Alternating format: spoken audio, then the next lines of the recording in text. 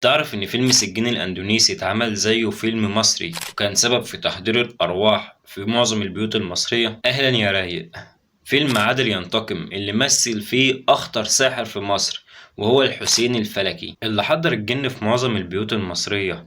والكلام ده حصل لما الساحر ده قال كلام سحر حقيقي في الفيلم. في سنة 88 كان بيتعمل فيلم عادل ينتقم، والمخرج جاب الساحر ده وقال له عايزك تعمل لي مشهد تحضير أرواح بس ما تتكلمش في السحر. وفعلا الساحر ده أول ما بدأوا تصوير قام رايح قايل تعويذة حقيقية لتحضير الأرواح. فريق فريق أنيق أنيق حريف حريف مليق مليق، انزلوا حتى يراكم الناظر بعينه ويكلمكم بلسانه ويسألكم عن حوائجه فهو محيط بكم. وديت موجودة في كتب السحر ومكونة من 28 اسم من أسماء الله الحسنى، هو الجن عارفهم. ومن بعدها بدأ لعنات كبيرة جدا بسبب الفيلم ده، بداية من الناس اللي كانوا بيصوروا